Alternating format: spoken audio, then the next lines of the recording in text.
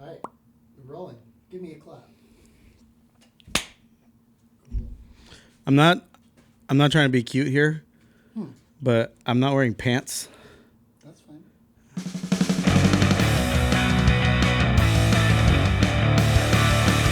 Welcome to Unusable.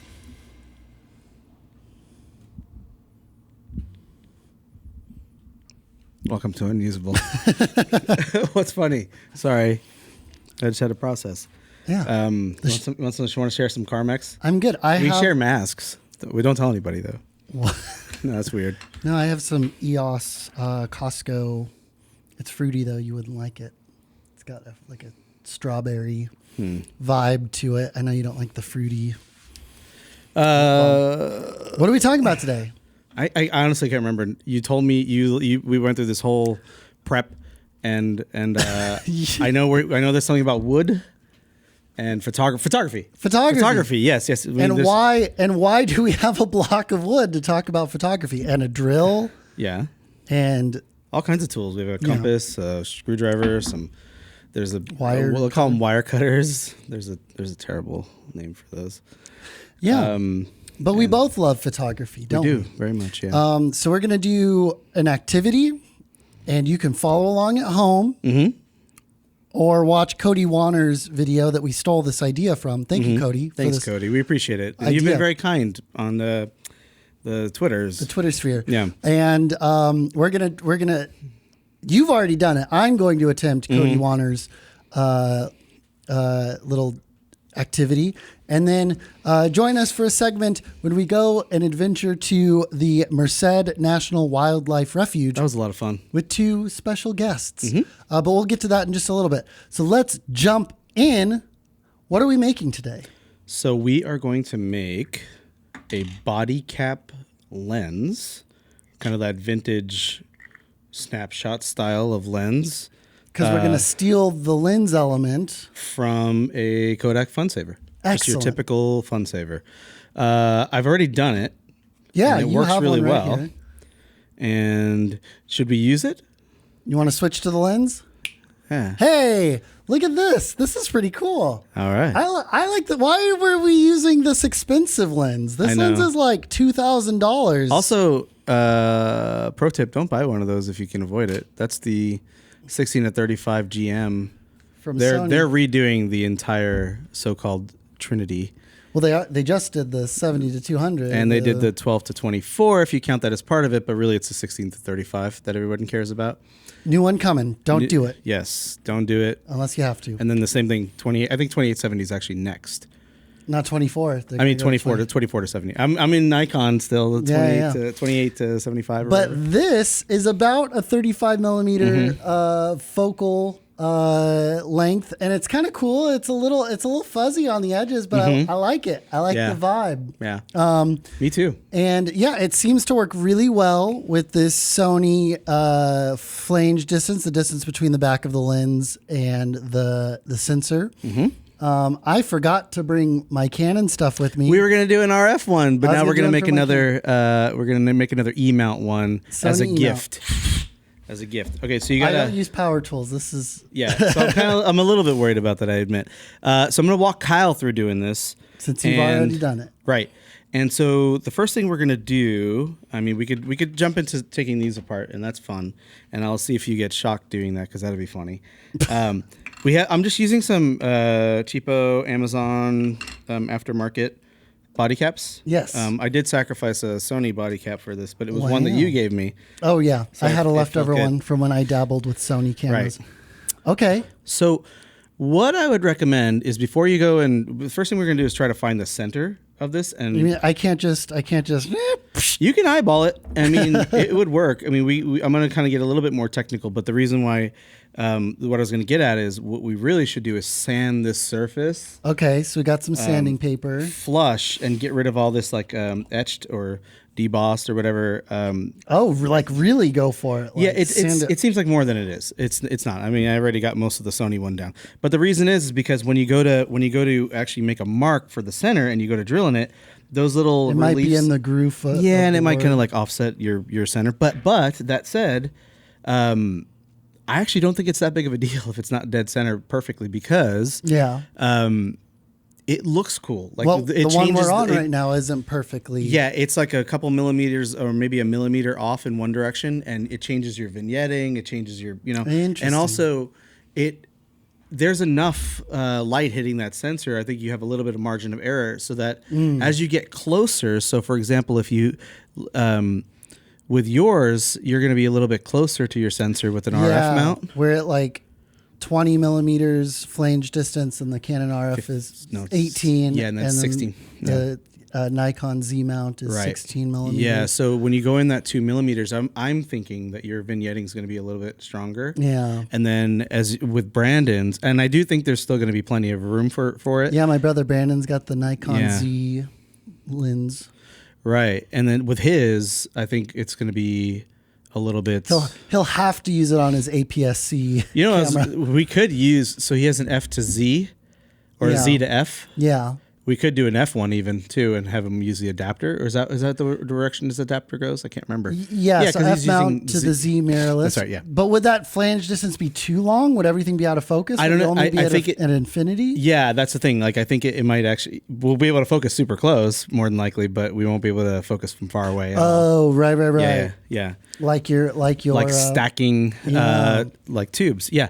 So first thing we're going to do is try to find the center. We're not going to go through the whole rigmarole of sanding this down unless we do a kind of a magic of editing thing, but I don't think we are. We're just going to jump right in. Yeah, we don't have to sand all the way down. So there's like a million ways to find centers of circles. How do we do that? Yeah.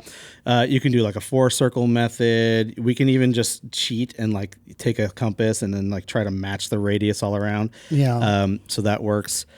Just to kind of hack it, because we could measure it and then take half of that and use the compass, and then that's the middle, right? Yeah, you can do that, and we actually have some calipers there, and we can get pretty darn close measuring half, and then match the radius to that, and then it'll be very close. But anyway, that's one way to hack it. But we'll use like geometry to do it, and there's ways to do it like 4 circles, but we're just going to use 2 parallel lines. And to guarantee that they're parallel, we're going to use a square.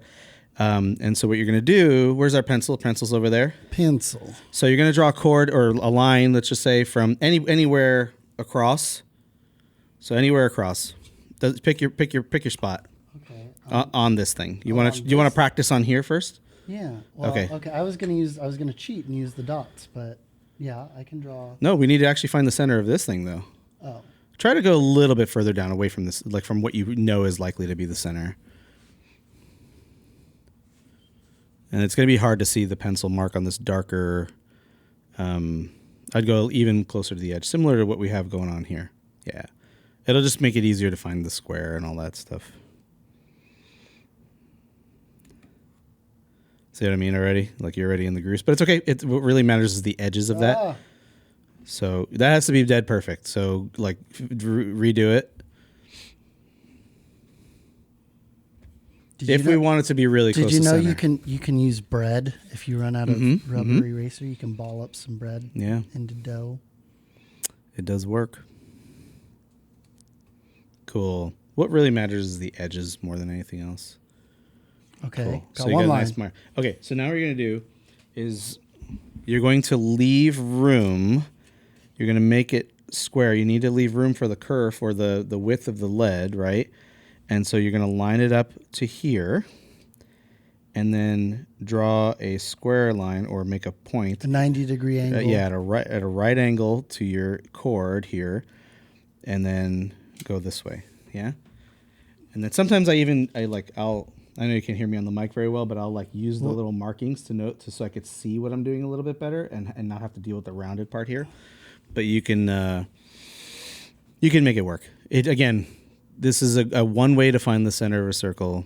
Basically, what we're trying to do with the whole point of using this square is we're trying to make parallel lines. So whatever chord or line you started out with, you need to make a second one that's perfectly parallel to that. No, I didn't go all the way though. Yeah, what matters is you get to the edge more than anything else, more than drawing a line all the way across. Oh, yeah, and also you have to do it from the edge, from the very perimeter of the circle. So you're way too far in.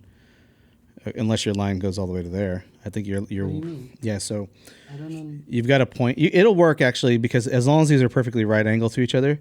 But really, you should go from the edge. No, it'll still work. It'll be fine. But you got to do the same thing on the other side. So yeah, like you see how on this one, The intersect. yeah, yeah, and these parts in the center actually don't matter. Like they really are nonsense.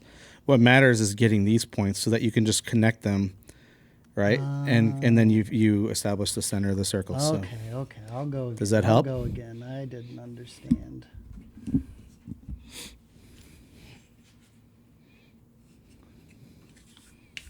there are like a million ways to do this too. And if you don't want to use this method, I use this method because it's really easy to do on the cap. There are other methods like using compasses and a whole bunch of other. There's one in The Man Without a Face. Don't watch that movie though. The Man Without a Face? Yes, Mel Gibson movie. Don't watch it. Yeah, and as long as you're darker toward the perimeter of the circle, that's perfect. Okay, and now, yeah, so right at the very end of it, yep, and make sure to leave room for the width of the pencil lead. Yes, as long as your square is along that line perfectly. And you'll want to back it out a little bit, like move that way so that you give more room for the lead to touch exactly that corner. Yep, looks great. Perfect. Now do the same thing on the other side. No. That will work. You can just do it with 3 lines. It'll work as long as your lines are perfectly square. And then it'll save you from having to draw the second line, or the 4th line, I should say. Oh, You're fine. You're fine. Like I'm building this line off the last line. Yeah, and so in my opinion, in like, for example, in like woodworking, that is like making you're compounding your error. It's like cutting something and then using your cut to make a mark, then using the new cut to make the new mark, and then you'll get a progressive error. So I try to use the original line, but that's okay. We're going to be really close. So now from point to point, so let's say this is A, B, C, D. Go from A to D and then B to C, or B to C.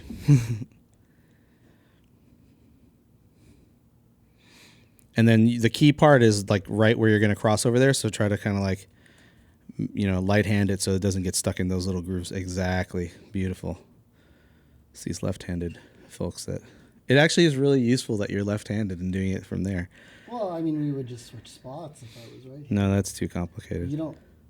We've established that Kyle sits on the left and Gilbert. Oh, you reminded me of the opening gag. Oh. Okay, well, that'll be for some other time. We don't really do opening gags. The show's very serious all the time. Oh no, the center is right. It's like at a bad part. It's right. Okay, it's fine. Yeah. So here, take this compass, and there's a little sharp point. This isn't a compass. This doesn't point north. And then dig it right in the middle of that, and make it really, really in there. I want to draw a circle. Well, it's tilted. You can go, yeah. Ooh, perfect circle. Although you're tilting quite a bit. And I'm squeezing yeah, it. and That's not a perfect circle at all. No. So just use the sharp little. Yeah, and I have an awl, but we're not going to get it out. We're just going to use that. You have an all or Or nothing. An all or nothing. That's not really what an awl is for. It's a center punch more specifically. Oh. Because I really wanted to be careful because Scott would be like, no, an awl's for driving a nail. He would get on my case. But yeah, I have an actual center punch where you push down and it makes a snappy sound and pushes a spring and push. Yeah, it's in that same little bag. Push really hard in there, like really hard. If you go through it, it's not the worst thing in the world, but that's pretty thick. So, are you in there? Yeah, I got All right. You can see it, right? Oh, that looks great. Okay, this looks really good. I think this is going to come out even better than the previous one. Woo! All right, so now we're going to drill out the center, which is what our block of wood is for. Oh, we're not making a camera out of a block of wood. Right. So what we're going to do is we're going to drill a 5/8 inch hole. It's about 16 millimeters. More like for the tolerances are really, really tight on this lens. It actually is really exactly 5/8, which when I put the calipers on it, it was like it was like 16.25 millimeters, but of course the 0.25 is really, I mean, you could do the math, but it's not going to be quite as exact as what the calipers were reading against that specific lens. So if you really want to get fancy, do this. Anyway, so we're going to use a special kind of drill bit called a Forstner bit. Forstner. Yeah. And what's cool about that is if you looked at Cody's video, he used a regular drill bit. Yeah, like a little corkscrew looking dealio. Yeah, and that actually is really difficult because if you notice, it grabbed at him, and because we're not going to be using a vise or anything like that. Yeah, he was just holding it. And yeah, it'll just grab that plastic and start rotating it. So there's two things you want to. And he recommended putting the drill bit and then putting your drill in reverse, so it's just. And really what that's doing is kind of more melting the plastic more than anything else. It's not. It does cut a little bit because the plastic will roll over the cutting edge kind of as you warp it. And you develop enough heat. This one is so it's like a little digger. Yeah, so what's cool about Forstner bits is they establish the center. Yeah. And also they only have the cutting happens only pretty much on the leading edge. And there's some little fluting that allows it to get away.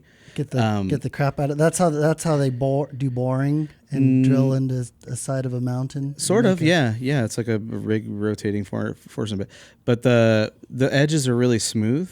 Yeah. And they create really, really beautiful holes. And they also cut really progressively. And you don't have to kind of like go back in. And then also, if you tilt, because there's not cutting surface all the way up, if you tilt, you have a lot more forgiveness because you're not widening the hole or causing light leaks or anything like that. So this Forstner bit works really well. You can get sets. You could just buy the bit. Probably this quarter cable one is like $5. Just the 5/8 and just the 3/8 and just the 1/4. Exactly. Yeah. So you can just buy this one bit for probably on Amazon for $5 to $10 at the most. But I mean, if you have to use a regular drill bit, just be really careful to be really straight up and down, not tilting. And then also what you want to do if you're using a regular screw gun that has a drill function on the clutch here. Yeah. This is a clutch. Do you know about these? That's how much friction it's willing to or reverse force. How much torque it'll allow it before it puts the brakes on. Yeah. So for example, if I'm like screwing into like a cabinet, I don't want to like screw way through. I want it to be really delicate, so I put the clutch really far down. This way, when I'm drilling, I can actually grab it, and you see how it's stopping? But if it's in the drill mode, it's very strong. So they make sure it's in the drill mode because then there's too much torque for me to hold. That'll hurt my hand. Yeah. Then also, this is your speed versus torque. So this is a lower speed. Oh. And this would be high speed. So versus. Oh. Okay. So you want to be on the lower speed. Speed, high torque. Yeah, and then also it's like a throttle where. Right. Where it's actually like the sensitive trigger analog triggers. On PlayStation, whatever stupid shit. So you're gonna put this little point in the hole right in right And watch. Is there a level on the back? Some do, but really you can actually tell really well with the Forstner bit that you're touching both sides at once. Oh. And keep it at low RPMs. And just let it dig it out. Yeah, it won't. Forstner bit, you're gonna have to kind of keep putting progressive pressure, and then as you put the pressure, the thing about this is you're gonna start warping the plastic, and then there's gonna be a part where you kind of burst through. So kind of like when you get there, you're gonna want to, be careful. So and also as you're cutting, I'm going to blow. Wow, that was a loud. It blew. That's you made the train. Yeah, I'm gonna blow the material away so that this doesn't get all over our table. Cool. All right, and it allows you to see. So typically you'd wear safety glasses. I have my normal glasses on. Yeah, I mean the more thing is actually cutting the plastic, but yeah, if you end up flying or flailing or some shit, it's gonna be an issue. But yeah, you want to hold it, pretty good. We're not going to use any clamps or anything like that. Although I'm too lazy to get them, just like the one time we didn't have a recording for a show. So, yeah, you're looking good there. You want to do it right on the paper towel there? Yeah. Like stand up and do it? Go for it. Actually, although I'm left-handed, I usually use power tools with my right hand. You're going to want to stand up because you want to use more body weight. Yeah, but I want to line up the... Well, I would bring it up to it and stand up, but yeah. Okay. You got this. Okay. Maybe you're gonna have to hold that plastic. Dang it. I'm scared. I'm scared. Yep, that's a good speed for now. And just try to get it so that it touches all edges at once. So you can go a little faster, a little higher RPMs to get that punch. And you'll feel it's very sharp and it's very, very accurate, this bit. Good, and come a little bit this way. Yep. And you can go a little faster. Too fast, way too fast. Keep putting more down pressure.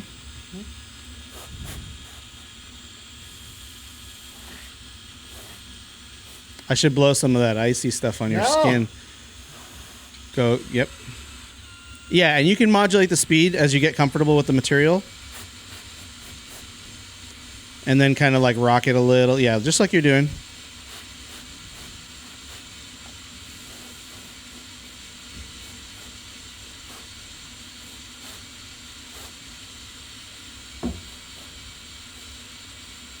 A little bit more down pressure. Slow it down a little so you can kind of like cool it off a little bit. Because a little faster. Like bursts of speed more than anything else. Yeah. This way you give it time to cool. Go for it, Kyle. Go for it. There you go. You're through, so be careful. Slow it down. There you go. Do you think I'm good? Nope, keep going. You're going to go all the way through.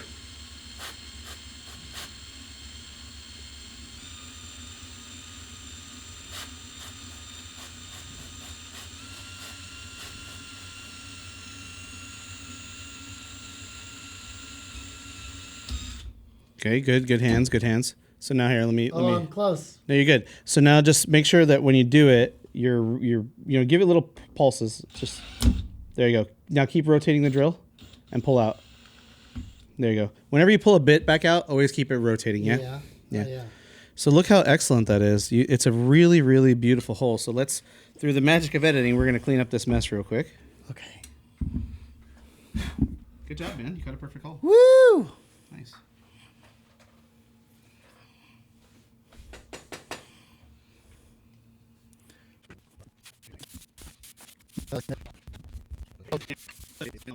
Hey, that was a lot of plastic for it is. For it's a lot, and the Forstner bits are notorious. So if you're ever cutting like with a Forstner bit in wood, you constantly want to back it out, even if it's fluted really well and there's room for the material to escape. Yeah, you still kind of want to keep like with a drill press, you want to back it out, and clean it out. Yeah. Huh. So we drilled our hole. We drilled the hole, and you drilled a beautiful hole. Pretty good. Yeah, looking good, man.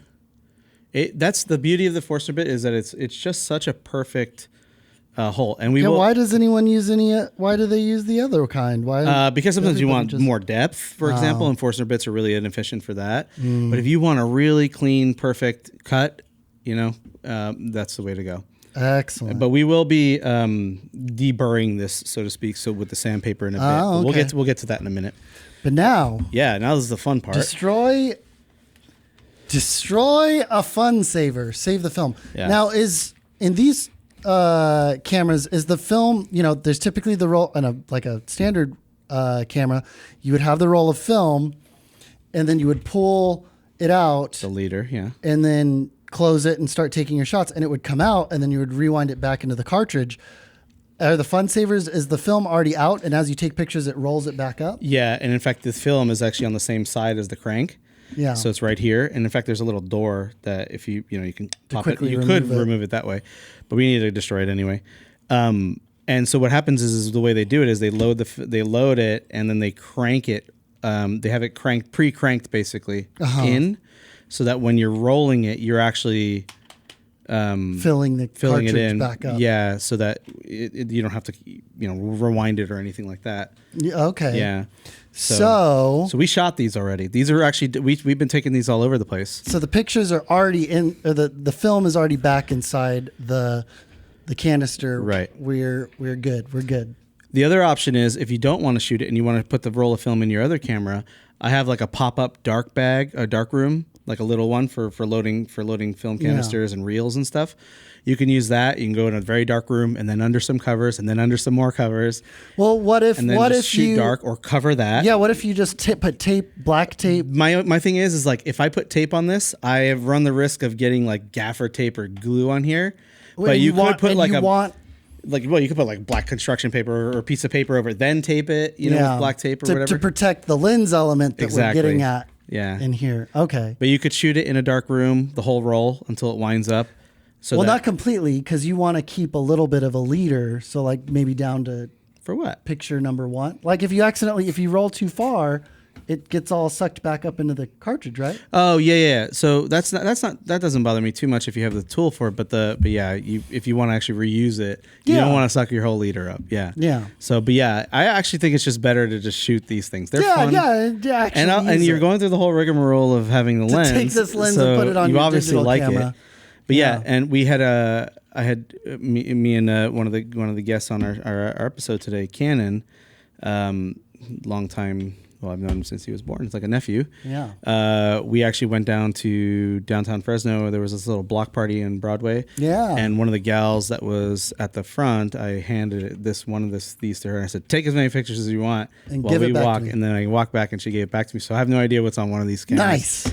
So I look forward to seeing what comes of those pictures. Yeah. So they have some release tabs right here, which make it easy. But you want to grab that Leatherman to your right because there's the tape. Yeah, because you want to cut the whole, the seams on here so that you can actually split it apart. We had fun doing this.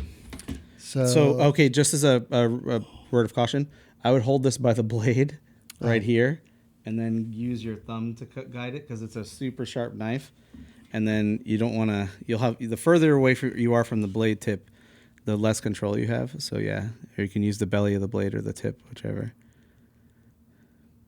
So I always use like my finger as a guide, like almost like a router guide. If you're familiar with I know you've used a lot of routers in your day. Nope. No. Okay, but that's really it because it's not connected. You're holding a super sharp knife. Be careful. Like it's shaving sharp right now. I sharpened it. Oh. Yeah. So it literally will shave you. So you put it on your palm, and then all of a sudden, I got to tell Lauren. You got to take me to the. Yeah, that's not gonna work. So use the, Oh, little Phillips head. Flatter. Yeah, you're freaking me out, Kyle. I don't know how tools work. I really should be wearing glasses. So that's good. And then the other side to help yourself along. Oh, it's in the opposite direction. The opposing forces, yeah. And then just go to town. Also, be careful. There's a battery like on the bottom, a AA battery. And then you can use this to flip up the bottom here where the film is. Oh, yeah. And then, just rip it out. You can be kind of aggressive. I'm going to turn this way because the force is coming my way. Did you hear that little piece hit the something? Something went somewhere. Yeah, so that could have been in my eyes. So I'm gonna turn over here. You got this, Kyle. If you feel discouraged, just take the Leatherman and rip it open. And just cut it. Just take the knife and stab it all the way through because it's so sharp. So while you're opening that, I'm gonna talk about this. What's the? Oh, that's your monopod. Yeah. So this is my. You broke your iFootage, monopod. Cobra 2. Oh, there's a latch here. That's why I was having a hard time. There's another little latch holding it together. I put a temporary head on here just for bringing it with us. There we are. The inside of a fun saver. You did it quicker than I thought. You did it quicker than I thought. All right, so take the film. Got the film. It's weird to see it loaded right side up because normally you put your film on the other side upside down. Nice. And it's kind of like 120 where there's like a take up reel. And, and it's ISO 800. Yes. Nice and grainy. Yes. And careful because there's a cap in there. Oh, you're not on the circuit board side. I'm not on the. Yeah. Yeah. Oh.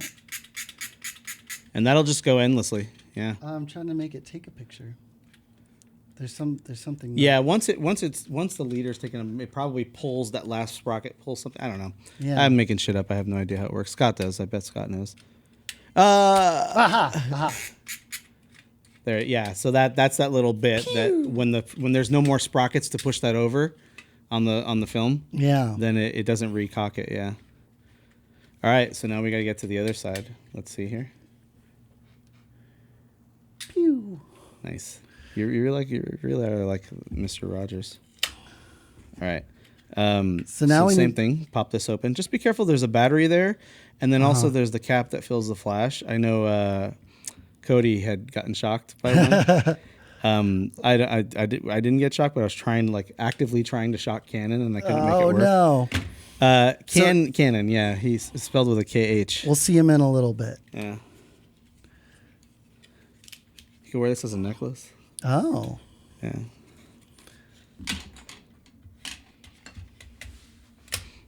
Oof. Man, more plastic flying. Did you see it hit your chest? Nope. Yeah, it's going to go in my eyes. Nice. There we go. Oh yeah, just a normal AA battery. Yeah. I'm going to put this in something now. Nice. And then let me see if I can shock you. No. I avoided getting shocked. All right, so now we have a little precision. It's like a 000 or 00. Two little screws there. Oh, by the way, these Stanley drivers, don't ever buy them. They're terrible. Yeah. They're Jack Kirby's. Yeah, you got to get the Jack Kirby's because if you get the Stan Lees, and they're no good. Yeah, So I use I write with my left hand, but I use screwdrivers with my right hand. I don't know why. It's called hand confusion. I'm serious. There's a real word for it. I have more than just hand confusion. Yeah, it's like kind of like on the spectrum of being ambidextrous. Yeah, I'm not fully ambidextrous. Yeah, I guess I could kind of do it with my left hand, but I feel more comfortable with my right hand. So before I was too lazy to get my little precision driver, and so I just chopped it out with the wire cutters. And here it is. Here's the lens. So let's test it, test our fit. But before we do that, what's next here? Destroy a fun saver. Save the film. You did it. Check mark. Mm-hmm. Remove the lens. And trim it. Okay, so we're not going to use the wire cutters to cut wires. We're going to use it to trim it. Oh, look at this little shutter. That's cute. Little whoop whoop. That's all it needs, man. It's like the easy bake oven of photography. Wow. But you know, we a little bit of electricity, a little light bulb, a couple of moving plastic pieces, easy bake oven. From the last time from our last show, we had some feedback, which I really liked actually, and we got a lot of good responses, and I appreciated it. But we figured we'd do a lighter show. So yeah, we'll come back to that. The pain of living in the Central Valley eventually. Well, you know how it goes. All right, so we need to remove the lens and trim it. All right, so now we're going to trim it, and basically, what you want to do is trim it so that it's not so much.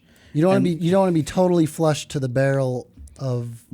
This one's a little bit different than the previous one. Interesting. Oh, different models. Yeah. Okay. So because there's some ups and downs, so it'll actually affect how we glue it. But essentially, we just need to cut it so that it's as flat as. Well, what you want to do is leave a little meat because, what you're going to do is this is the part that's going to touch the back of the front, the top part. So we need enough room to glue it. But what I would recommend doing is before you trim it, we're going to fold a piece of sandpaper. Don't do this yet. We're not worried about that yet. Oh, we're not worried. But we're going to rough this up a little bit. The reason why we're doing it before is so the glue has something to grab onto. Yeah, we're going to do that first, but we're doing it before we trim it because we'll have something to grab onto. So we still have something to grab onto. Yeah, so go for it. All right. Ooh, that's 180. 180. Yeah, grit. So P180. Use like the edge that you created here, and then just go long strokes. So use more of the paper, not straight up and down, but the broad side of it. Oh, yeah, and just a little bit of that all the way around is plenty. It's really, you can tell it's really like weak plastic. Yeah, it's very soft. It's not weak. It's soft. It's pliable, malleable. I could bend it with my hands. I could bite it with my teeth. Mm-hmm. Cool. And that's it. Yeah, it should be fine. That should be good. So now, when you cut it, you'll want to leave a little bit of meat around it, like right around there, and then just kind of trim off that little funky part, trim off the hard corner there, and just it cuts. They're way sharp. These are way sharper than you think. Yeah, so. I have some of these for my guitar strings. When we started recording, I got a spam email from the very company. I was just pulling them out to put them here. And you got an email from who is from this? that company, American Hako Projects. Yeah. American what project? Hako. They make soldering iron stuff too. That's really good. I have one of their soldering stations. So was it really spam, or you're just on their mailing list? No spam. They make really good products. Why they got a spam? You being funny? I don't know. You make good enough products, you don't really need to do spam, right? I mean, you don't need to do it even if you make shitty products. It's awful. Well, I mean, do it. You make shitty products, so you need to fake your way to people buying it, right? So that's too close. You cut off all the meat. Now we have nothing to glue. On that side. Yeah, so So we can't cut any more of this because we'll definitely need some. Because two reasons. One, if you mess up your hole, you don't want to. You want to leave meat around the whole perimeter of the lens, the whole around it. You told me to cut this weird part. I said just trim off the little bit on the corner, but review the footage. But yeah, so and also if you cut too close and your hole is not perfect in your body cap, you get some light leak. So this would block some of that light leak. So just leave some meat all the way around if you can, whatever. And if there's weird little edges, like little corners, you cut those. And then we have like little sharp bits. Let me see this. So I can just trim off some of just anything. Because remember, this is all going to be like facing your body cap, your sensor. So if you have any weird stuff that could flake off or anything like that, it's all exposed to your sensor. So it's a sensitive sensor. Yeah. And then even now, I'm going to lay this flat and just make sure all that stuff is gone. And again, all this dust would be... See, that's what I'm like, yeah exactly. Now you've just created a bunch of dust. But we're going to create dust all over because we need to rough up the body cap and everything. So there's a lot of dust, detail cleaning that needs to be done. And then I forgot I left it in the house, but I would actually take some like 90+% alcohol. Really get it. And get it in there. And then, but we're going to just cheat and we're going to grab some of that orange tape. Oh. And just pick up the little dust particles. Including on the work surface that we have here, because... Make a triangle so it's easier to get the next... It's kind of wasteful. But that's too much. Sometimes what I'll do is I'll take the previous one that I rip off, and I'll stick it right at the 2 millimeters in. I just use those previous trimmings as the thing. So I'll take this, and then I'm just going to go into it and try to get in all the details and get as much dust off. But yeah, you really want to actually... Or you'll have a dirty sensor when you use it. Dirty sensor, and your glue won't stick as well, even though we won't use. But yeah, the main thing to me by far is the sensor, by far. Yeah. Because as we'll see with how perfect the 5/8 bit is for this, the tolerances are remarkable. Like it snaps in.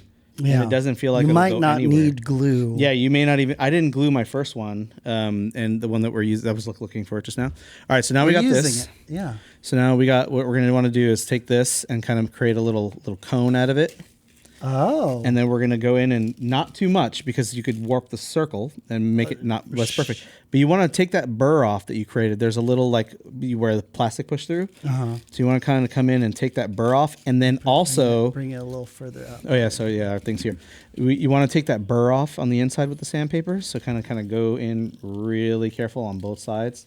But just cleaning up the plastic. Yep. And then also you'll want to rough up this interior so that the glue has somewhere to stick.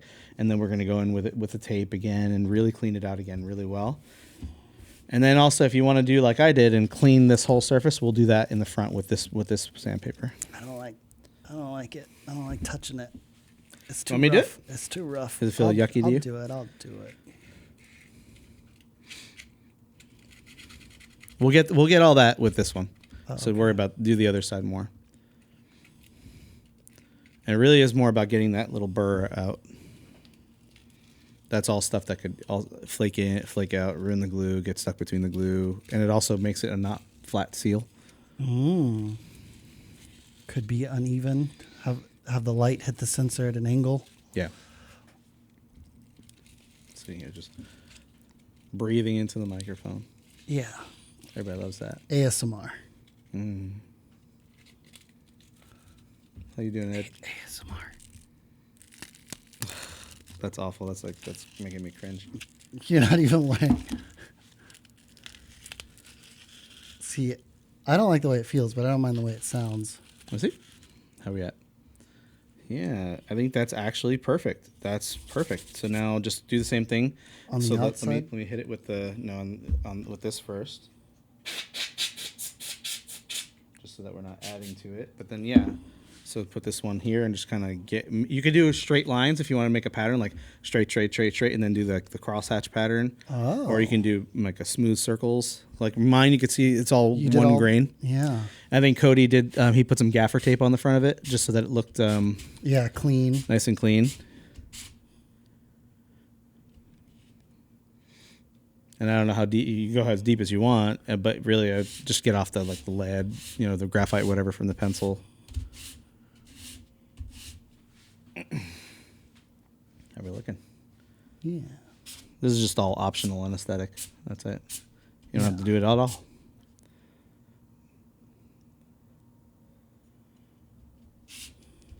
Want to hand me that tape while you're doing that?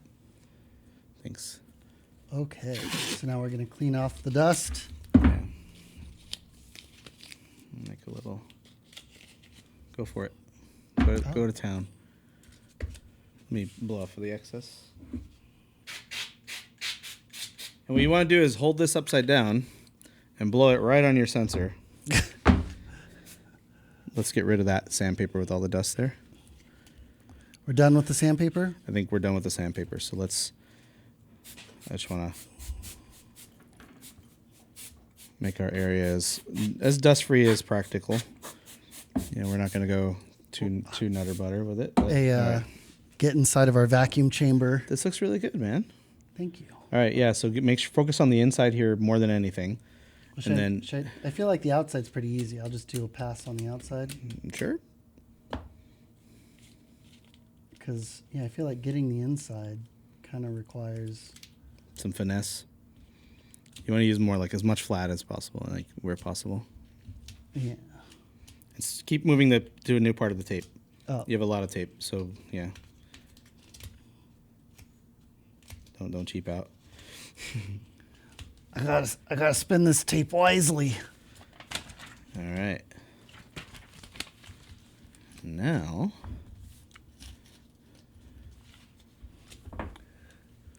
test the fit. Yeah.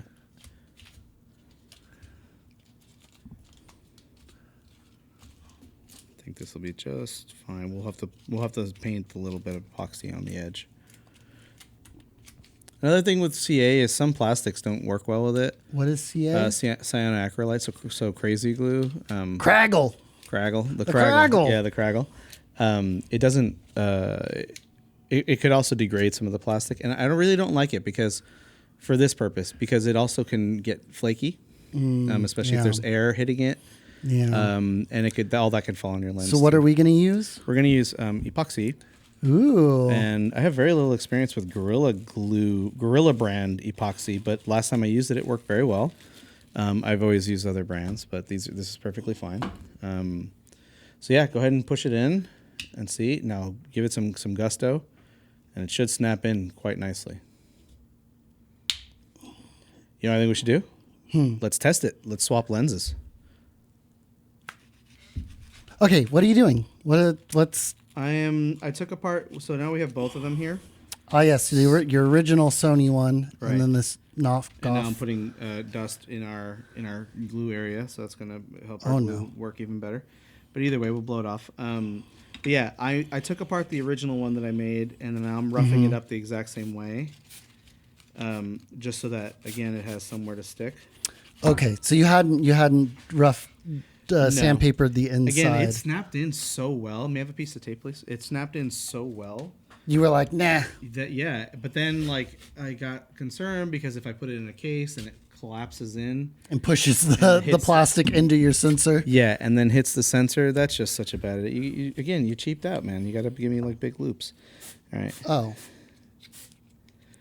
I forgot. Let me hit that. Let me get that air canister.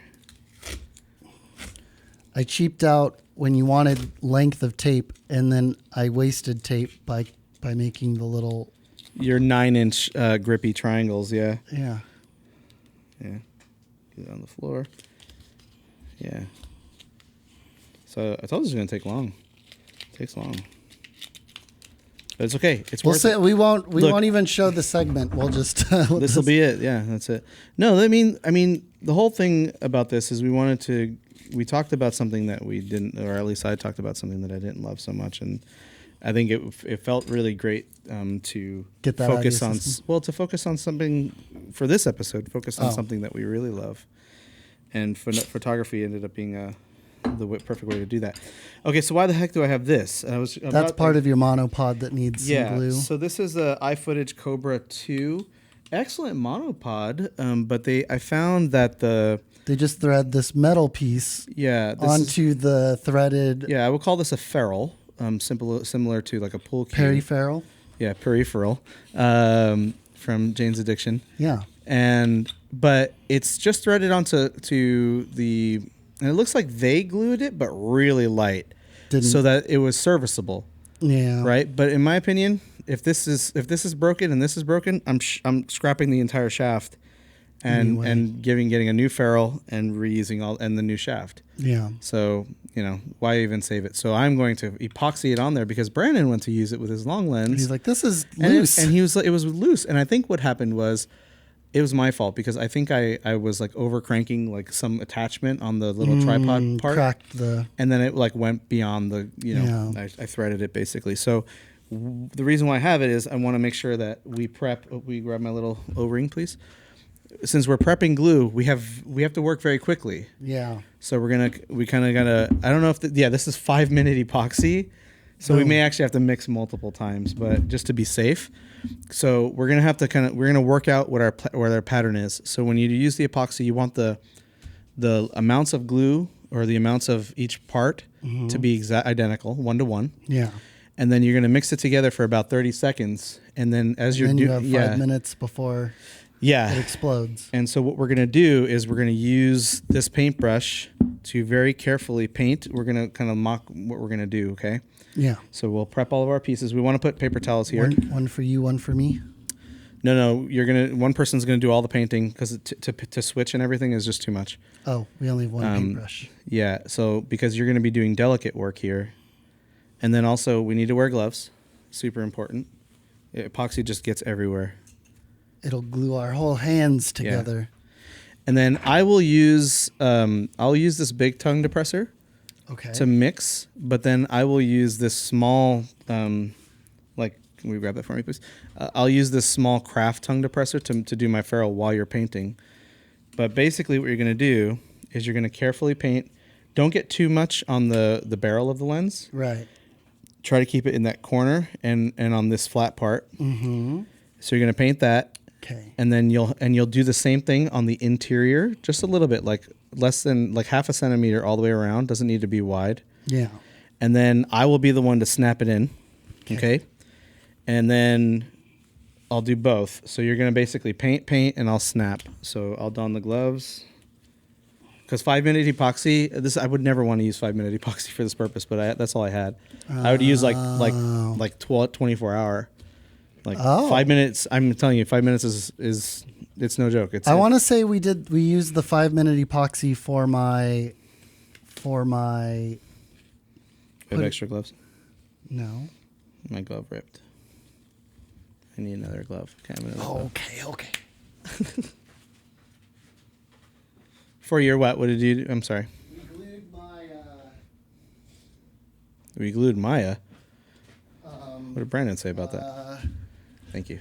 So we use 5-minute epoxy for what? I think we used 5-minute epoxy on my car, on my gas tank door. That wasn't super complicated though. No. Like it wasn't like we didn't many have steps. Delicate. Yeah, it was just put a bunch on there, make sure that gas tank door doesn't come off anymore. Yeah. All right. So we have everything ready here, and I'll go ahead and prep. Good times. Yeah, do this on your fanciest desk if you can. Yeah.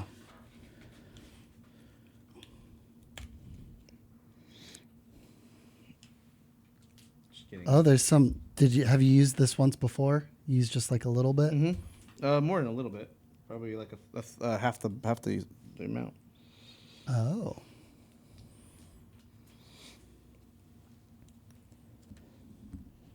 Yeah, so don't do this at home, kids.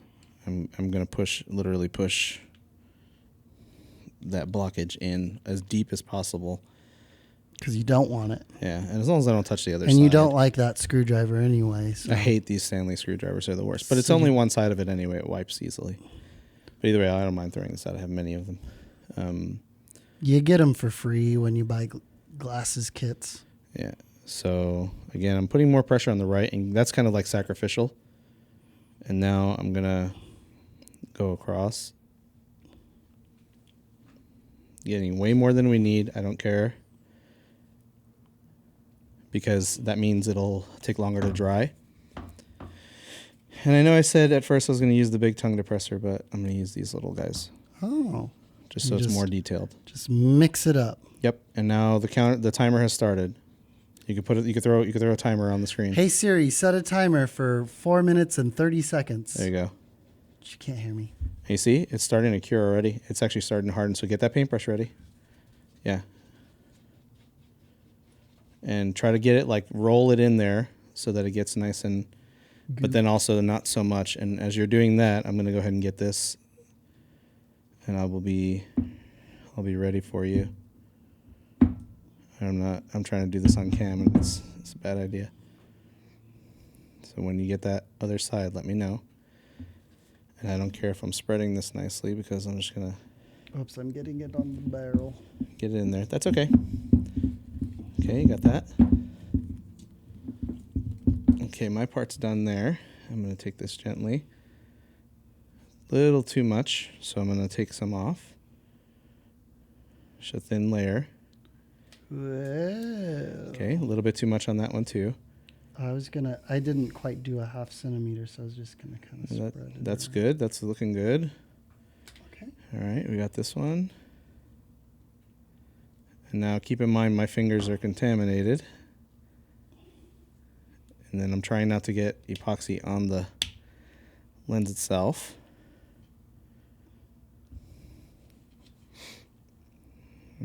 There's a bit from the barrel that came off a little bit here.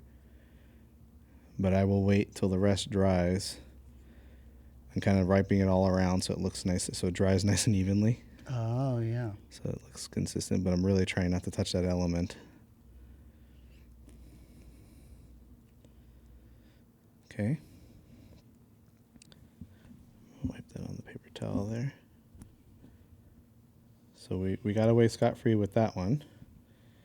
So we'll see what happens with this one. Trying to be very careful. I'm going to remove some here. So it's like this chemical reaction of these two gels. Yeah. And it really is a reaction. It starts to get hot. Yep, it's burning. And actually what it'll do with in this instance, with this plastic, I have a very strong feeling that it's going to have a welding effect.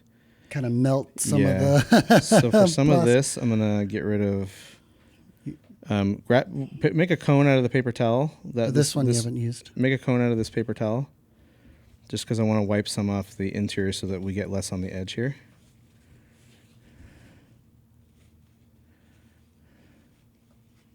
Oh, I got too close to the... Yeah, it's okay.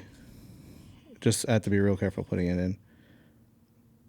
So this paintbrush is basically like It's use done. a paintbrush you don't care about because it's going to be like plastic shut. So the same thing, we got a little bit on the edge. So I'm wiping it around. And then I'll roll it on the paper towel just to make sure. This part's still a gel because it never touched the other bit. And these two kind of touched. So Kyle, do you know how to take off gloves properly? Nope. All right. Just bite it with my teeth, right? And just... Well, I would take a lick of this first. Here, let me use the tongue depressor on you. Say ah. All right. So this is all considered a contaminated surface, even though I put the bottle on here. That was a bad idea. I did a whole bunch of things, but we had a lot of moving parts, and it was our first time working this way together, so that's fine. All right, so what we're going to do is I have my garbage here. Garbage. I'm going to grab from the inside. Inside. I'm going to pull it over. Over. So and this becomes garbage. Okay. And then I'm going to pull this from over. From the inside. Yep. And then your clean finger. Yep. And then use it to seal the rest of the garbage. Cool. And then get that in there. I'm going to stick it in the glue. It's going to get glued to the Yep. And plate. then that's all you. Oh, thank you. Taco. Whoa. We did it. We did it. We've got 2 lenses. You're going to keep one for your Sony E-mount cameras, and you're going to give one to our friend Canon. Our dear friend Canon. Who also uses Sony cameras. In fact, that brings us... Oh, yes. And I want to say thank you. One last... Let it dry. Final step. Let it dry and go. Make stuff. So, thanks again to Cody for the tip. It ended up being Cody. A lot of fun. We had a lot of fun. We'll put the link to his video in the doobly-doo. It's much shorter. If you've made it this far, you could have watched Cody's video probably and twice. Some. Yeah. But yeah, so we went out. We went on an adventure with my brother Brandon and not actually your nephew, but basically your nephew, practically your nephew, Cannon, to the Merced National Wildlife Refuge. Right. Where birds in the wintertime fly south for the winter. Canadian birds end up in this space, these wetlands, and we had a great time taking pictures. So good. I recorded video. And we'll take a look at that piece.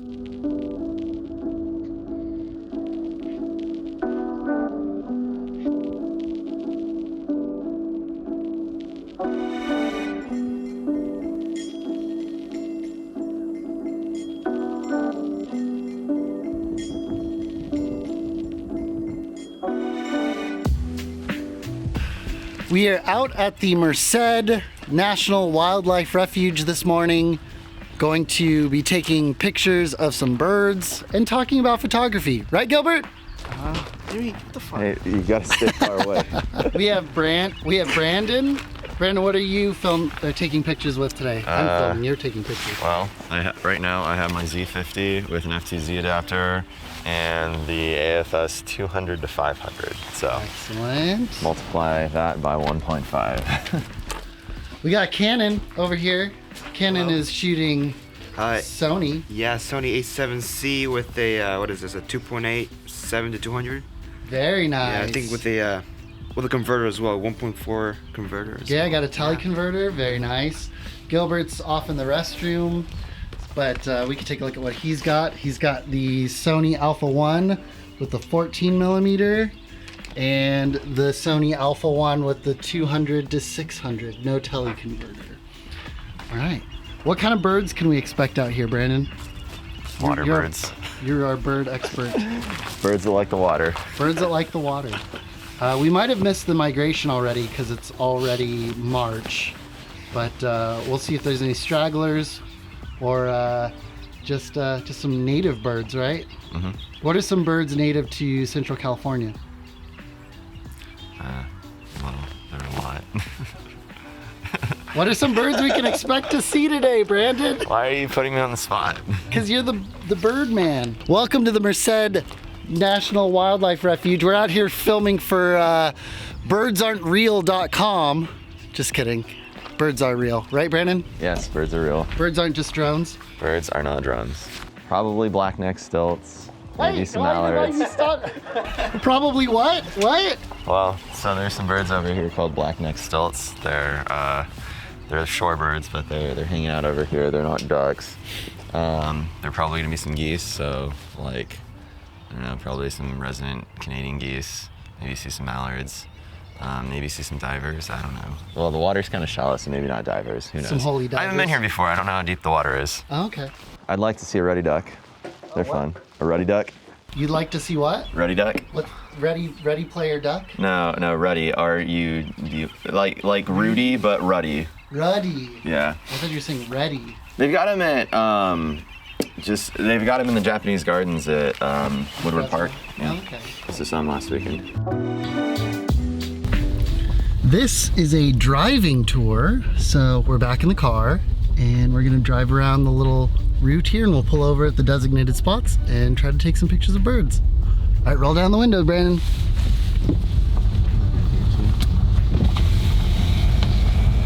I didn't put yours down because my name's not Brandon. Sorry.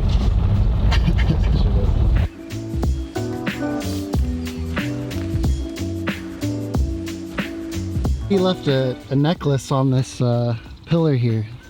They left their love in the nature refuge.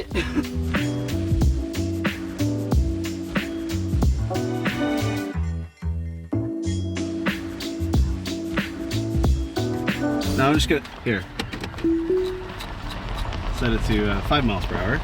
Drive us, car. This is fucking crazy. No, I said drive us. Thank you. This is probably the worst thing I've ever done in life. There it is. There it is. There you go.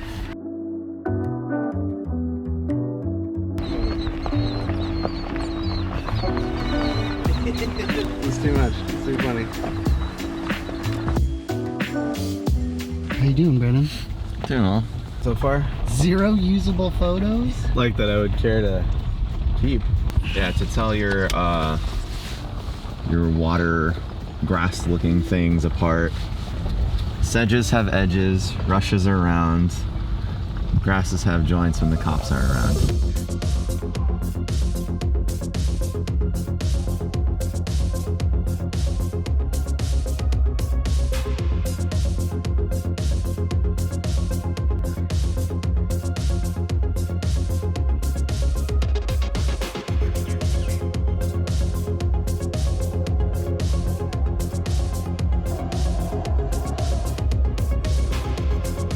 Brandon knows what all these birds are. He's like, this is a crane, and this is an ibis, and this is an egret, and I'm just like, bird flappy flap, flappy flap flap. I can't tell the difference. This is a hunting blind, but we're calling it a photo blind because hunting. Because photography equipment's more expensive as soon as you call it photo equipment. Yep. And Kyle's first question was whether we can all fit in here.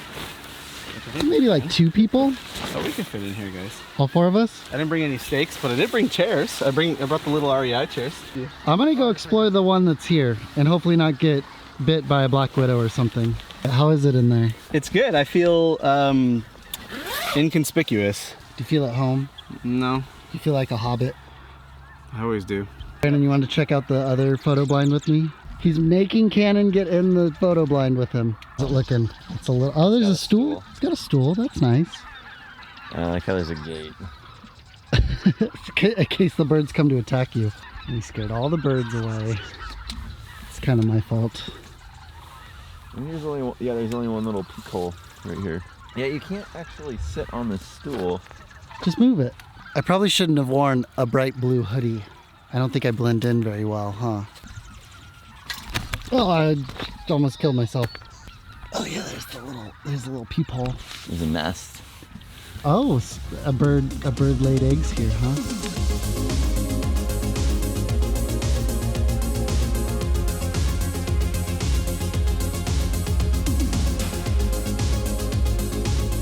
Okay, we've been hiding in this photo blind for what, 15 minutes or so? I feel like I irreparably scared off the birds. I don't think they're coming back anytime soon.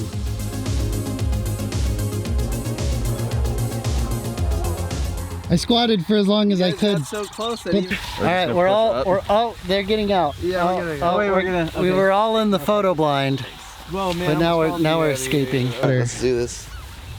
Yeah, leave that, but take the microphone. We definitely want to hear what you experience. Can you please? All right. Am I Okay. waiting? Here we go. Right here. I'm gonna fucking sink to the dirt. Oh shit! It's fungus everywhere. It's fucking disgusting. You can't- God. just know, as long as you don't get up to your butt, I'm you okay. won't get wet. Yeah, my feet are getting cold. You brought regular shoes, right? I did bring regular shoes. Yeah. Okay. God, this is filthy. It's all bird poop. Yeah. Oh shit. How you doing? I haven't. Not too bad. Murder. Oh fuck. I've overrun. Jesus Christ. I think at this point I'm just walking on the reeds, not even like on ground anymore. Cause the reeds are all like intermingled and like What shape are covered in these? this silky fungus. What is? All right, Cannon, how you doing, man? The worst. He I was doesn't even getting- take a camera. Oh, here, Ken. I'll toss your camera. Please don't. He's got a little path. Look at that. Dude, I'm gonna fucking fall through the whatever this shit is. You just up to your boots. You're good. You're good. Keep going. That's not good news. Cannon, how you doing, man? The mud here is silkier now, so Silkier? yeah, it's like smoother. Quicksand? Yeah, kind of like that. And the fungus is oh shit. Oh, I can't get my feet up. Fuck. Oh god, yeah. You coming back? Yeah, it's getting harder to get my feet out. It's just sinking to the dirt, the sand. That's fucking scary, man. All right, fuck it. Dude, it's getting actually fucking hard to walk.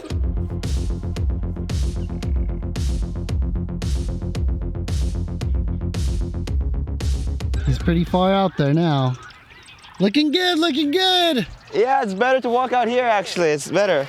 It's more solid. Oh, maybe not. Spoke too All right, soon. I'm coming back. I'm coming back. All right, come back. Yeah, it's getting hard to fucking walk. No, it's not that deep. It just gets really soft. It gets really fucking soft and you can't walk anymore because your fucking feet get stuck in it.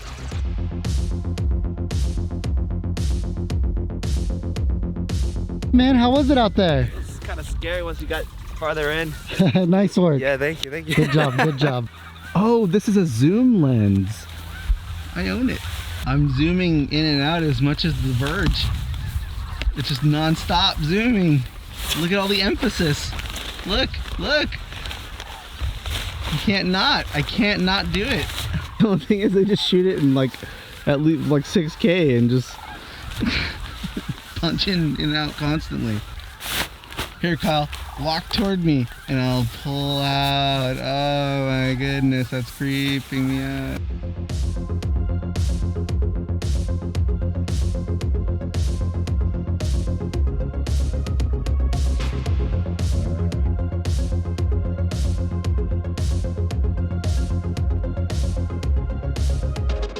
What were you gonna say about the branch? The brant looks just like a snow goose. These could be brant or snow geese. 'Cause they look very similar. The only thing you can really tell the species apart with is their size. And they can be juvenile or adult. Hard Is to it tell. okay if I pull forward? Yeah. Oh man, that's a lot of birds!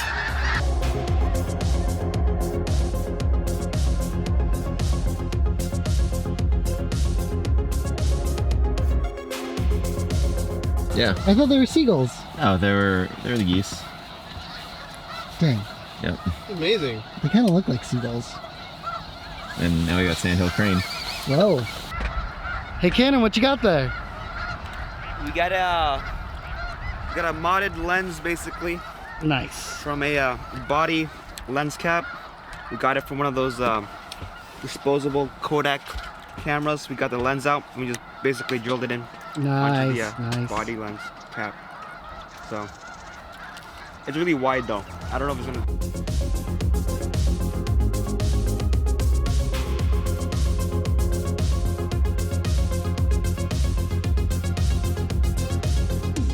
What's it called again? Stilt. What is Black neck stilts. A black neck stilt. And Eric Stoltz. Eric Stoltz, yes. Oh, so the geese that are all the way out there, those are greater white-fronted geese That on direction. the left. Oh, over there. Those fat ones. Yeah, they look like little. Those ones taste good. Back in 2014, you could only take 2. You could You know, take the 7 carpets ducks have and been 2 big geese. bombing at us. Take a ton of coots because they don't taste good. There's a hawk in this tree, but it's kind of hard to get a picture of it because it's covered with branches.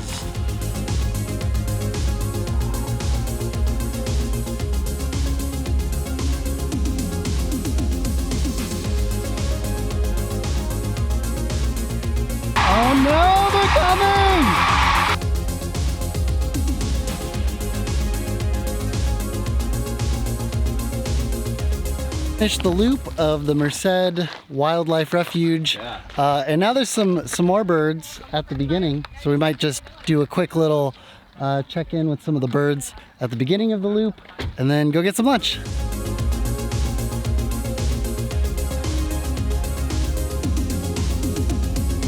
Sadly, my C70 is starting to do the clicky thing, which means the screen is probably going to get really loose and I'll have to send it into Canon. Not this Canon, like Canon cameras. The company. Oh man. What do you think? It's bad. It's getting, like you said, it's getting worse. Yeah. Pretty clicky. And that's how it starts, right? Yeah, it's not very loose yet. Right. So that's good. But it does, and I think it's this little nubbin getting caught on this piece of plastic here. Right. And then it just pushes away and it wears away, huh? Yeah. Huh, wild. It's always something with these cameras. Yeah. Needs an EVF. One of these days. Needs to not break the screen. R5C. We're gonna have lunch at Mainzer. Mainzer.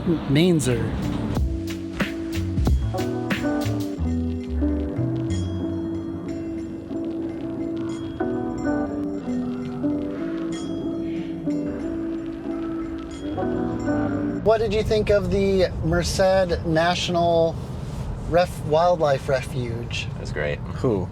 Lots of birds. All of you. What? Besides like pigeons in Brooklyn, it's the most birds I've ever seen in one place. Like Central Park pigeons infestations. And those are just rats with wings. Right, and I mean they're pretty. Pretty under what? Under what? What you mean through what lens? Through what lens? Yeah, pigeons are not. A 200 to 600 Nostalgia. lens. The same nostalgia that makes people like me and Ed's. That's exactly the same. That's the same lens. That's more Stockholm syndrome. Oh, totally. I'll give you that. I wanted to hear Jump cut. everyone's kind of background with photography, maybe starting with Canon.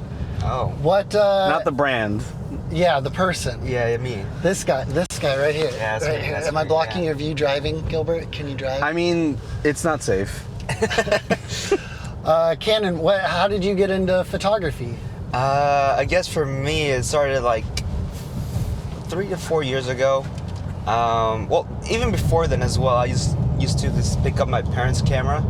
I just mess around with it, but I never really took it seriously until like 2 years ago. And At the young age of 16. At 16, yeah, at 16, that's right. But that's when I actually started. That's because I started watching YouTube videos of film photographers, and I didn't know what it was, so I was watching it, and it's like the vibe they were giving off, the photos were giving off, were like, oh, damn, that looks really nice. I want to do that. So I bought. Well, I didn't buy my first film camera. I actually used my dad's old one.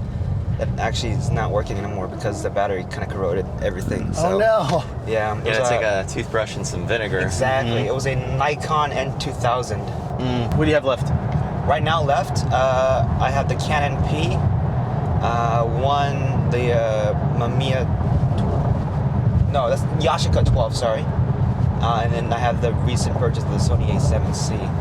But I do want to get the RB67. So you started, more film first before digital. I That's did start with film. fairly uncommon these days. And he wanted full mechanical. He's a very bottom-up person, very Yeah. bottom-up learner. I didn't like batteries just because it's like, I don't like to be reliant on that, so. But you're reliant on making sure you have film. Yeah. That's it was straight up. expensive, man. That was really expensive. And so to cut costs down I developed my own film, but I've gotten lazy now, so I just sent it to a shop. So yeah, are you shooting much film now that you have a new digital camera? What's like your ratio? My ratio right now, I think, I haven't.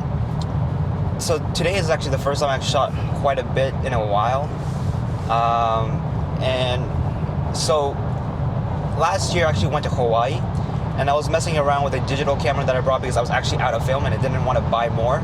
Yeah, because you were paying to go to Hawaii. Yeah, I was a big dude, so I had no money left. So I was like, okay, I'll bring my mom's like cheap Costco kit camera, Nikon like D2100 or something. That's fine though. Yeah, it was fine. Like, I mean, it's like cheap. I didn't like how it felt. But I took some really good photos. I was really happy with what I got. Like I was really happy with that. So I was like, okay, digital isn't bad. I'm gonna go ahead and buy myself a digital so I don't have to buy film all the time in case I want to take photos.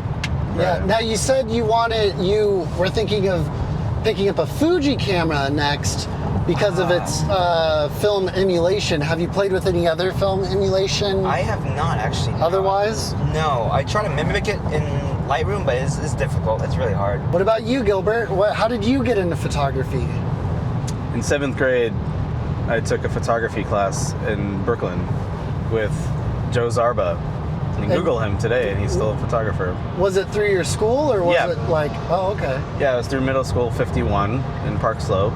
He was an amazing teacher. Like, I think he changed a lot of people's lives actually, and people remember him to this day. He's won like national teacher awards and shit like that. Wow. So he's a very, very engaging person, and I think he taught people to really fall in love with it. So basically, everybody got a fully mechanical camera. We all shot Nikons, like FM10s or whatever the equivalent. I can't remember what they were at the time. And there were some Canons, like AE1s at the time. And yeah, everybody learned how to shoot, how to develop their own film. We didn't do any C41. It was all black and white. Yeah. And so he would create these like little crews of kids that would go out and all around Brooklyn and be shooting, and you could tell, like, if they were somebody from another class. And then the waiting list for that particular class became crazy. Like, nobody could get in. And then as I moved back to California, I ended up, what did I have? It was a little Nikon, I can't remember which Nikon it was, but it was still another Nikon film camera. And I would just develop at like, it was Hooper Camera in Sherman Oaks. Do you remember Hooper Camera?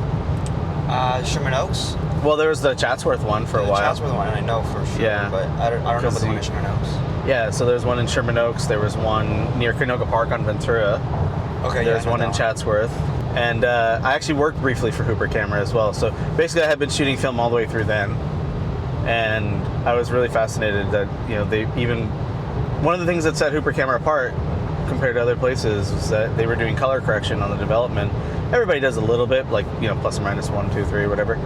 And I was just really fascinated by it, so I actually worked for them.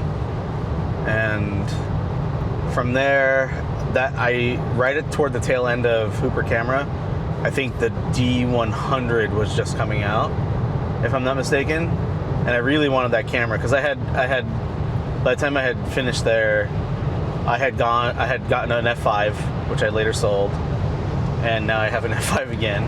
Welcome back. Because I missed it so much. But yeah, I just never stopped. It's been like 26 years. And it's been kind of like one of the most constant, consistent things throughout my life that I've loved. Obviously, iPhones took over a lot of that. Yeah. And you can still do so much with them. But I've always had some kind of camera. And then I had cheaper Nikon digitals. I had the D100. Then I waited for a long time. And I think I picked up, so this is probably my biggest gap, was like my last move to New York. And then I had picked up I think a D30 or D3000. Was the D100 like full frame or APS-C? I'm sure it wasn't full frame. I think it was DX or whatever they are. It's DX, right? Is there FX and DX? Yeah, it wasn't an FX camera. I'm pretty sure. But yeah, and then not long ago, I had been thinking like I need to switch systems, and I had been tracking mirrorless for a while. I had talked to you a little bit about what I was going to go to, and I decided to go, full throttle into Sony because I kind of felt like they had more developed glass, and I knew I was going to make, over the next few years, I was going to make a big, substantial investment in glass, which I have. And then I just felt like they were on the right track as far as what I valued. And also one of the things I appreciated about Sony is that their bodies were so compact Yeah. but I could add grips. So that's, for example, what I love about the A1 compared to like the R3 or Z9 or any of the, or you know, any of the other You're stuck with mirrorless DSLR flagships. portrait grip. Yes, so you're Yeah. stuck with it. You're always stuck with it. So there's been many times when I actually prefer shooting with a grip. I like the additional ergonomics. I like the weight of it. I like the balance of it. Yeah, it's on your cameras more than it isn't. So I'm almost Right. surprised that you. But almost every time I travel, I take my grip off, like any kind of substantial travel where I need to go light. Yeah. But anyway, so now It is nice to have that option for sure. I think I dove into Sony with the A7 III, Yeah. and I didn't love that camera. There was a lot of things I didn't like about it, that actually a lot of which I found out recently have been fixed in the A7C, because Canon has one now, and I got to go through it meticulously just the other day. For hours it took us. Yeah. Because he was learning about it, and we were setting it up. Which, that's the thing about especially the old Sony OSs, they were very dense. But once you set them up, once you take the time to set them up, then it's much easier. But yeah, I went into Sony and I haven't looked back. There's some stuff in Canon that I like, but they weren't even close at the time. Nikon seemed like all over the place, and yeah, they've fast become my favorite things I've ever owned. I now have two A1s and an A7S III. If the A7S III fell off a truck somewhere and I got an insurance payment for it, I'd be okay. I would just let it be. But we use it all the time. I'm using it right now. He's using it right now. It's actually a workhorse for us, so it's great. But I use those two A1s all the time. As a photo camera, like it's fine, but for video, the A7S III is where it's at. They're both great Yeah. for those things, for me anyway. But yeah, the A7S III is great. But I love them. I love the glass. I think it's probably been the thing that's made me really fall in love with them. Is that it's astronomically expensive to get into full frame glass in any line now. Yeah. Whether it's your Nikon, any of them, and Nikon, or let alone going into medium. I would actually, you said Nikon, but I would actually think that Nikon's kind of the most affordable of Sony, Canon, Panasonic's L mount. All the stuff that they're coming out with is basically of equivalent quality, is in the same price range, and same thing with Canon. But if they have more options, I think, for cheaper stuff. Yeah, they have more of the f4 right lenses. Yeah, and so does Sony. I mean, they have a 7200 f4. They've got the Trinity for the most part covered in f4 for constant, and then they have pretty solid kit lenses. And then their non-G and GM lenses are ridiculously good, like weirdly for what they cost. And then they had all the older generation stuff that was Zeiss partnered. But anyway, beside the point. So the point is, like, I'm shooting more than I ever really have, like, and I feel probably most happy when I'm shooting these days. So it's good for me. Photography specifically. Yeah. Because I try to get you to do video and you get frustrated with me. I just don't care about video. I mean, I care more about stills. I mean, video is important. It's an important competency, and it's an important medium. Yeah. And it's a very specific way. Well, it's a very flexible way of telling a story. And I'm fine with it. It's fine. I just don't. It's not my baby. No. I'm glad. All right, you put Brandon to sleep with your story. No. Yeah. No, I was listening. You were closing your eyes pretty deeply. I would. I was hoping you'd ask him first. No, I'm doing it. I was put to sleep. I'm doing it in the order that's most entertaining to me. Most entertaining to you. Yeah. Brandon, what's your history with photography? Well, I think it started with video stuff, really, because it was a mix of our grandpa, always with his VHS recorder, recording people at all the family dinners. Awesome. And Dad had his film cameras. Yeah. And then he had that floppy disk digital camera that he would bring to our soccer games. Mavica. I think so. Yep. And then when you were in 7th grade, you made your movies, and so I wanted to do the same. So I got a Canon, not a digital ELPH because I couldn't afford it. I got one of the chunky ones that took AA batteries. Yeah.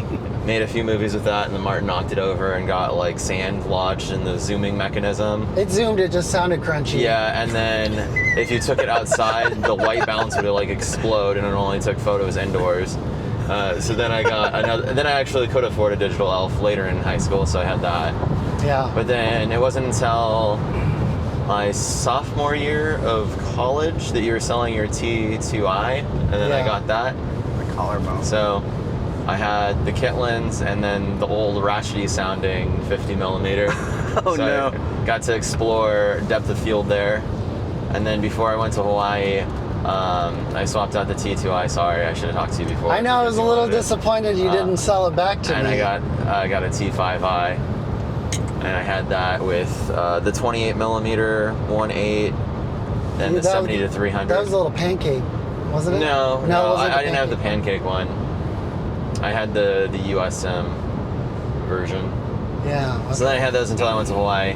But then I wanted more reach, and I thought, hey, I can have more reach if I have a higher crop factor. So I went micro 4/3 You did. and got a G85. I had. That was a fun camera. Jeez. Yeah. Yeah. Wow. Yeah, I liked it. It had an unlimited record limit. It took way sharper photos, in my opinion, than the Rebel did. Yeah. But All right. I mean, Makes sense. Smaller sensors, Yeah. smaller lenses, sharper lenses. yeah, the 12 to Closer 60 to the sensor. was on there all the time when I was hiking. So I got a lot of good photos with that lens. I also had the 20 millimeter pancake, which was great, but it only had single point autofocus. There was no continuous autofocus, Right. which was weird. Yeah, that's been Panasonic Lumix's. Yeah. Well, that was the only lens that I had that didn't have continuous autofocus. It just had single point. But we basically, I feel like we used. Whenever I picked up the camera, I was. Oh yeah, using it the in single point works really well. Yeah. The video tracking only worked well if you had like outdoor full sunlight. And still particular lenses. Yeah. Yeah. But my go-to wildlife setup for a while was the 100 to 300, so it was like a 200 to 600, which is pretty awesome. Yeah. It But sure then- is. And at a fraction of the price of Gilbert's setup. Yeah, because I think the lens was like $300, and then the G85 when I bought it was $900. Now you can get them for like $400 because it's been a few years. Yeah. Then I got an XT30, so I had that for a while. Did I play with that one ever? You played with my XT3. Oh, okay. So okay. I That was- eventually sold that and You got the jumped XT3. around a good number of Fuji cameras. Yes, exactly. It was so confusing. to know Yeah, what I you mean, had. recently I bought an XE4 like a month ago, but it arrived broken, Oh. so I had to send it back. And that was right after I had bought the 55 to 140, which arrived broken. Oh my So, yeah. It's been a rough Brutal. ride. Yeah, people just don't know how to ship stuff on eBay, so maybe that's why there are those like retailers like KEH and MPB, Right. Because you know that they're gonna send it right instead of having to deal with people on eBay who sell you something that allegedly works and ends up being broken. See our affiliate links in the description. But yeah, eventually ended up landing on a Z6 right when the pandemic started. Because at that point I actually sold all my Fuji stuff, and I was like, I can buy a full frame camera with the Fuji stuff I've got. So in full frame, and I went a little wild because I got the Z35 1.8, the Z50 1.8 or 1.8, and then the Z85 1.8, Oh, and butter. the F4. So I bought all four of those lenses in the camera body pretty much all at once. Nice. Yeah. And that was pretty nice. But you're set. You're set for a Yeah. while. I know that feeling. Yeah. Yeah, and then I got the FTZ with the 70 to 300 because that was on sale for like $400 new for a short amount of time. It's awesome. And then sold a bunch of things for Gilbert, and he gave me a cut of it, and then I was able to buy the 200 to 500. So that's my new And wildlife that's- setup. And that's what you use today. It's a And lot heavier, but Everyone laughs. it's got some good reach. Okay, so there's a couple of comments. Yeah. First, like for my setup, it's very expensive. Yeah. But it's also something that I've been thinking about and basically budgeting Yeah. for like No. basically 5 years straight. Oh wow. Even Sonos, like people make fun of me because I have a ton of speakers in my house. You have 73 But I had thought Sonos speakers. about that system for several years prior and worked toward it and dealt with it in my head and waited for multiple generations. Like I was like looking for longevity, right? Yeah. Yeah. And so like the same thing with my Sony setup, and that's one thing. The second thing I want to say is like the only time I've ever been really jealous of Canon full frame is just recently, because you talk about reach, and I love reach, and I'm a sucker for primes, and if they had the R5 and they had the 800 millimeter f5 or 5.6 and the 1200 millimeter, I think it's like a 6.3 or an 8. Yeah, but they're like 20 grand basically after tax. Yeah, they're super expensive, but I would have been really, really, really interested in those because you throw on and you can stack Canon teleconverters still. Oh god. Or at least you could in the DSLR realm. Yeah, I'm not sure. I'm not sure if it still works with RF. About the RF ones. You can't really, well, we've been through this, but you can't really stack Sony teleconverters because they're internal. But you can use extension tubes to make it work, but then you really cut down your maximum. I need focus. to release that video. I edited it. Nah, I don't release that one. I don't like it. I don't want it on that channel either. Anyway, that's probably the only time I've ever been jealous, because Sony has the 400 millimeter 2.8 and the 600 millimeter f4, which I'm very interested in. And I think that I would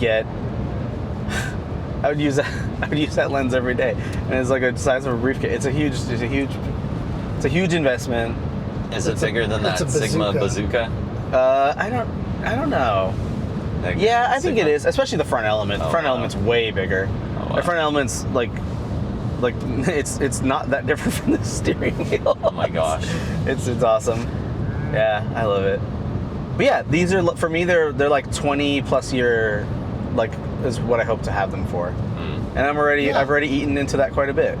Bodies come and go, but now that I have the Alpha 1s, like I'm pretty much good unless they break mechanically. I could see them lasting 5 to 7 years. So, and then the only thing I've ever been really interested in since is like a real compact setup that's still full frame, because I've tried APS-C. I don't like it. I really don't like micro four thirds. I liked my little brief time with the Fuji X100V. I wish it worked better. I wish I didn't get a lemon. And then even exchanging it was impossible, because even today they're still out of stock constantly. Yeah. But that was a really nice camera. And the same thing, I really like the film emulation, but I realized I could do it with the camera. And then I tried to kind of duplicate that with the A6600, and I just didn't like the A6600. But now that I've played with your A7C, I'm like, oh man, I want that, but with 10-bit video and, basically what's in the A7 IV. Yeah. So, and new menus, exactly. It's just so it's consistent. Or they can just put in an Alpha 1 in a rangefinder body and I'll be set. Why photography? For who? Canon. What, like, obviously, we've talked a lot about gear. We've talked a lot about like what we had, when we had it, but like, why? What gets you going about photography? I think for me it was just I was trying to imitate a lot of the people I was watching on YouTube and with what they were taking photos of. But at this point, it's just like, it's become my habit. I don't really think about it anymore. I just bring the cameras with me if I go on a trip. It's part of who you are. Exactly, yeah. I just take photos now. I don't try to so much to imitate now. I try to do the people who are watching, who I was watching, they were doing more like architectural photography. Oh yeah. So I've obviously, I don't do that as much, but I still do it since I do specifically prefer doing street photography. I do a little bit of architecture, but I prefer having people inside my shots. Yeah.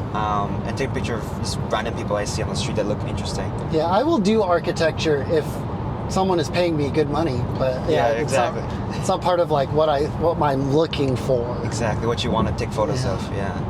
What about you, Brandon? What is it about photography that I enjoy nature, so want to capture that. is pretty nature? And then actually, like, a lot of people from work are like, hey Brandon, when's the next time you're going out somewhere? I want to see some cool photos. So my co-workers like my photos. But they don't want to come with you to take the photo. They don't want to trek through the marshes of the Merced wildlife National Wildlife Reserve. Yeah, even Maya's mom's made the comment, okay, I saw your photos on Instagram, but I can't wait for Brandon to edit his. Oh no! So Yeah, that's Do you like I it? know that. I know that. So you like it when people get to live vicariously through you? yeah, it's fun, and like capturing the moment too, looking back on it. Yeah, It's always fun. definitely. What about you, Gilbert? What is it about photography that you're so drawn to? There's a few things. I think that for like some people can journal, and I can't do that. I wish I could. It's like it's a skill. It's a trait that I admire. So even from the perspective of documenting my existence, at least from behind the lens, it's been really useful. Photography is journalism, journaling. Yeah. And then there's this large argument, and to some extent, I actually agree with it. Particularly with iPhones, or phone photography in general, but that being too wrapped up in the photography takes you out of the moment. But for me, it actually isolates and enhances the moment. And I think that the way I grew up, It gives you something to hone in on while the moment is happening. yeah, I mean, there's sometimes when I just want to like record it with my eyes, and I just kind of let it be. But for things that, it's always easier for me to go through and get some context about the things that have gone on in my life as I scroll through an album, even if it's just passive. Like like the idea of scrolling through someone's Instagram just makes me want to throw up. Sorry, Brandon. I'm not living vicariously through your Instagram. That's okay. I'd rather you just text me a photo so that we could talk about it, and it's like, this is amazing. But like just mindlessly scrolling through people's photos and swiping or whatever you do to like stuff on Instagram, tapping hearts or whatever people do. Like, I just don't like that. But I do like looking through people's, like, I like when people share things with me specifically. So it's another way to connect about something for me. And yeah, people get that through social media, which is fine. I'm not balking at that. It's not for me. That method anyway. At least to the extent of like the other issues, like the manufactured engagement and so on. I don't like that. Yeah. But when it's about my friends and it's about my family, then it's a million times better, and it's something to talk about. So there's that. And then for me, I've gone on lots about in our various shows about and previous podcasts about ADHD. And I think that it quiets the moment for me, whereas everything is always constant. It never shuts off. And so that can be exhausting. So I feel If you can have a camera very relaxed in your hands. when I'm taking pictures. A camera is just a big fidget spinner for Gilbert. I guess so. Fidget spinner is a distraction. It's a way to get the moment, to pass the moment. So like I said, I connect more with the moment, but it's a way for me to still my mind. Maybe that's why I like stills. Stills. Yeah. Cool. Well, I think this has been very insightful. What about you? What the fuck? That's I guess I touched on a that was little my. bit of it. I that don't was like your my- transition. It sounded like a close. That was my transition into.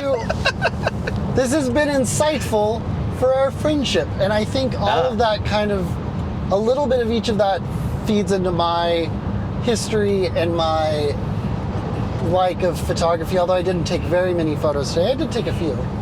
My history is similar to Brandon's, obviously, because we're brothers. Yep. But had a Canon digital ELPH. I want to say like late junior high.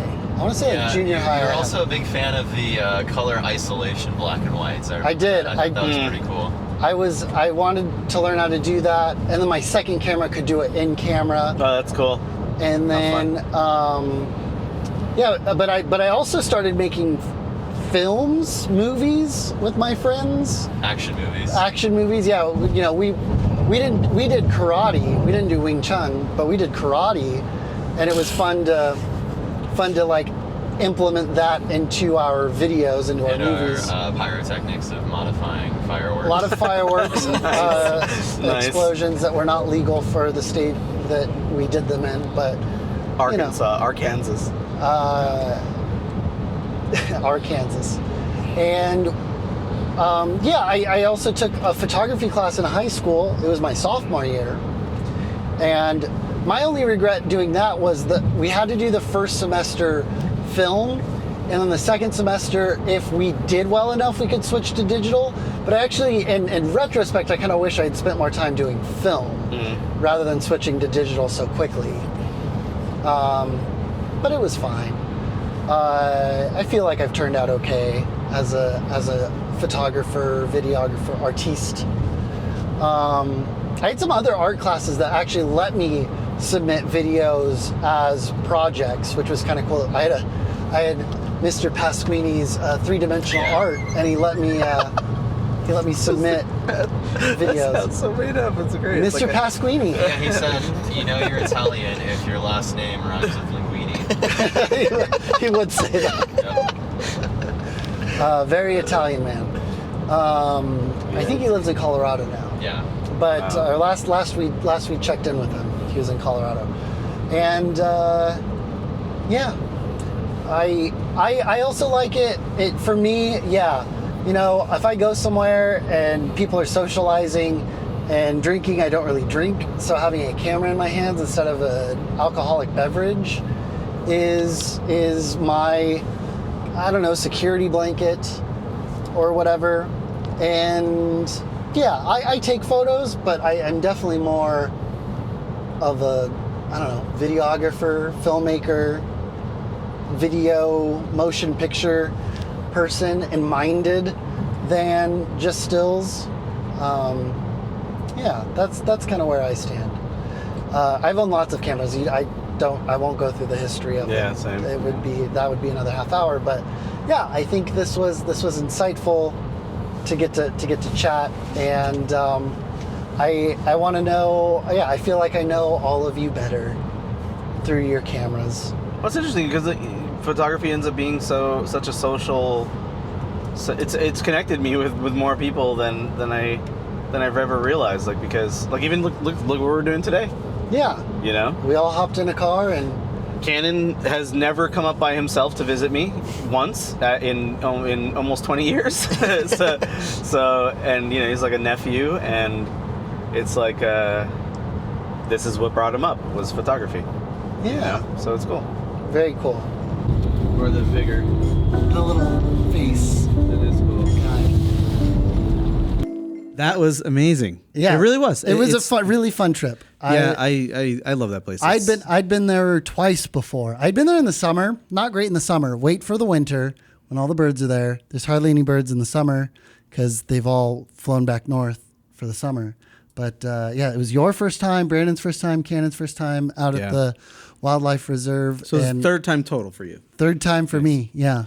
It was extraordinary. I you know, we picked the right time to do it, and you know, like you said, the guides say basically end of December to end of February is ideal. You get all the migratory birds. Mm-hmm. Brandon, I was super impressed with his knowledge. Like that dude. He's just like, that's geese. That's and all I was doing was making like jokes that we should cut and repeatedly, because like birds have funny names. Let's just put it that way. And then he told me about ducks. And you also warned us you didn't take your medication that morning. Yeah, I didn't have my meds that morning, so I was on point.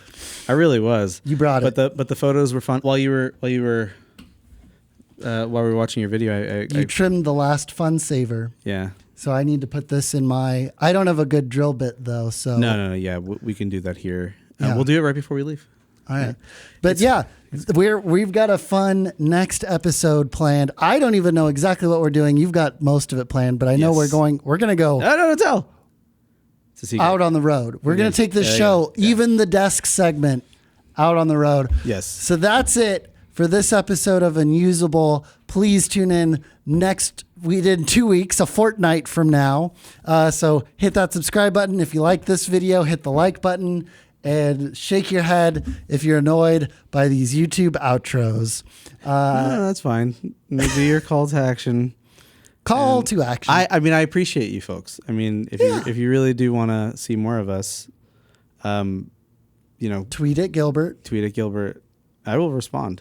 You will. You can tweet at me too. I am running around all the time, so hopefully I respond. And we will see you in a fortnight. Peace.